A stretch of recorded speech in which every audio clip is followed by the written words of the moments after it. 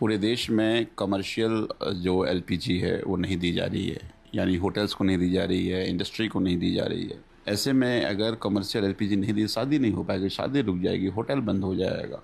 तो ये चिंता का विषय है। लेकिन बीजेपी सरकार की तरफ से कहा जा रहा है कि महीने भर से ऊपर हमारे पास स्टॉक है। प्रधानमंत्री को इस्तीफा दे देना चाहिए। उनकी कोई मजबूरी है, उनकी कोई भविष्य है। तो जो कोरोना के समय में हालात थी, आज देश को उस हालात में प्रधानमंत्री ने पहुंचा दिया है। दिल्ली को इन्होंने एक साल में नरक बना दिया। दिल्ली की जनता बहुत परेशान है। अरविंद केजरीवाल जी के सारे वेलफेयर के काम धीरे धीरे इन्होंने बंद कर दिया।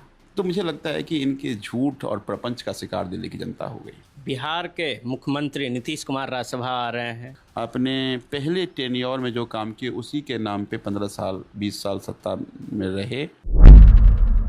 नमस्कार, आप देख रहे हैं न्यूज हाट। मैं हूं कुमोद कुमार। बिहार से लेकर दिल्ली में गैस किल्लतों को लेकर लगातार जो है बवाल मचा हुआ है। हमारे साथ बातचीत करने के लिए बुराड़ी से आम आदमी पार्टी के विधायक संजीव झा हैं। आप लोग मांग कर रहे हैं कि जिस प्रकार से एलपीजी और जो गैस की किल्लत जो बढ़ रही है वो किस प्रकार से आप लोग देख रहे हैं, जो लगातार आप लोग बोल भी रहे हैं और अरविंद केजरीवाल जी ने पीसी भी किया इस पर। देखिए, पूरे देश में आज क्राइसिस है। पूरे देश में कमर्शियल जो एलपीजी है वो नहीं दी जा रही है, यानी होटल्स को नहीं दी जा रही है, इंडस्ट्री को नहीं दी जा रही है। और ऐसा देखने में आ रहा है कि इंडस्ट्रीज़ बंद हो रहे हैं तो लोगों के रोज़गार जा रहे हैं। ये शादी का समय है और पिक टाइम है शादी का।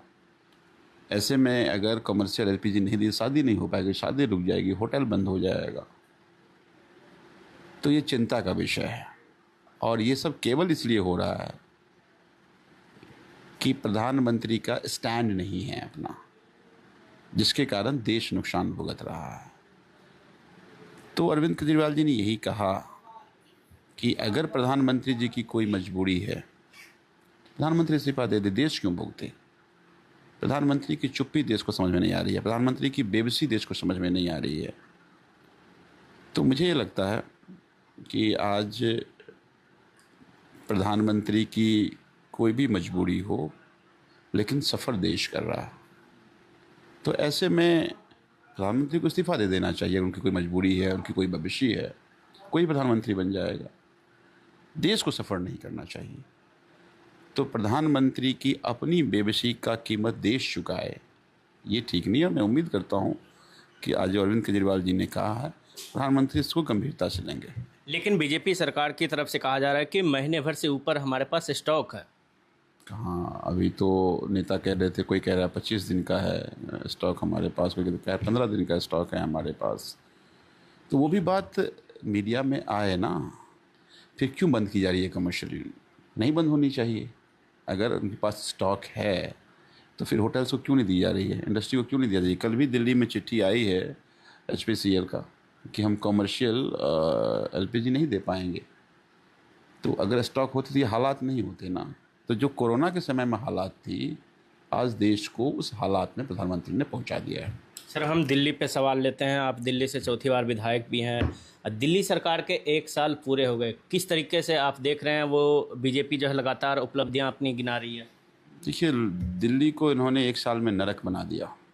दिल्ली की जनता बहुत परेशान है।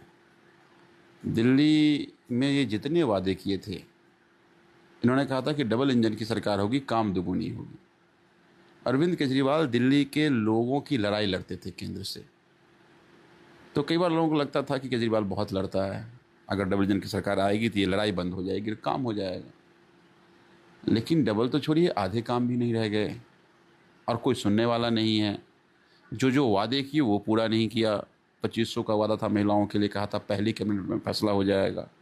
1 साल हो गए, प्रधानमंत्री 8 वो तो सर लगातार कह रहे हैं कि यमुना की सफाई हो, अटल कैंटीन हो, आयुष्मान आरोग्य मंदिर हो, हमने सब जो हमने वादे किए थे वो जमीन पर दिखे। मैं वही तो कहा हूँ, मैंने तो नहीं कहा था, प्रधानमंत्री आकर कहे थे कि 2500 रुपया पहले कैबिनेट में मिल जाएगा।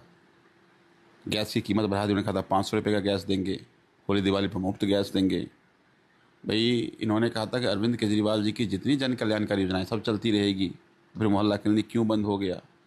आप आरोग्य मंदिर की बात कर रहे हैं, आपने सैकड़ों मोहल्ला क्लिनिक बंद कर दिया और कहीं 2-4 आपने आरोग्य मंदिर खोल लिए भी, उसमें भी सुविधाएं नहीं हैं। तो जनता तो परेशान है ना। बसों में यात्रा मुफ्त थी महिलाओं का, आज बताइए, बिहार से यूपी से महिलाएं आती थी, दिल्ली में कहीं भी जाने को पैसा नहीं देना पड़ता था। लेकिन वो तो बोल रहे हैं पिंक कार्ड दे रहे हैं महिलाओं तो को। पिंक कार्ड किसके लिए है? पिंक कार्ड उसे जो दिल्ली में आधार कार्ड है। अब आप दिल्ली में आए हैं, मान लीजिए आपके साथ आपके परिवार के लोग आएंगे, या यहाँ पे बहुत सारी ऐसी जो गरीब महिलाएं काम करने आती हैं, वो यहाँ की वो आधार कार्ड रजिस्टर उनका बिहार का यहाँ काम करती हैं, उनके लिए बड़ा सुकून था। ये कार्ड भी अब लोग लंबे लंबे लाइन लगे हैं, कार्ड नहीं बन रहा है। कार्ड की क्या ज़रूरत थी? अरविंद केजरीवाल एक पिंक कार्ड देते थे, कोई खर्चा नहीं था, सैकड़ों करोड़ का टेंडर कर दिया पिंक कार्ड के नाम पे, वहाँ घोटाला किया। और ये कार्ड ऐसा है जिसमें आप एक बार आप कार्ड एक्सेस कर लिए तो फिर 2 घंटे नहीं कर सकते। अब मान लीजिए आपको बस बदलना है, एक बस पे चढ़ दूसरे पे चढ़ ही नहीं सकते। मान लीजिए यहाँ से नेहरू प्लेस गए, कोई काम करके फिर दोबारा चढ़ने आए बस, तो 2 घंटा या 2 घंटा इंतजार कीजिए आप। 2 घंटा कौन इंतजार करेगा? तो कार्ड के नाम पे धोखाधड़ी है। इनको स्कीम बंद करना था, तो रास्ते निकाल रहे हैं। आज दिल्ली में चाहे बिजली बिल हो, पानी का बिल हो, झुग्गियाँ टूटी, अरविंद केजरीवाल जी के सारे वेलफेयर के काम धीरे धीरे इन्होंने बंद कर दिया। अब जिससे लोग परेशान हैं, तो लोगों की ज़िंदगी एक साल में नरक बना दिया। यमुना की बात कर रहे थे, देखिए क्या हालात है, यमुना पहले से ज़्यादा गंदी हो गई। प्रदूषण बोल रहे हैं फिल्डेंड से मशीन मंगाया, सफाई हो रही है। कब होगी सफाई? कब? वो तो चुनाव के बाद ही मशीन मंगाया था, लेकिन रील वायरल हुई थी कि यमुना की।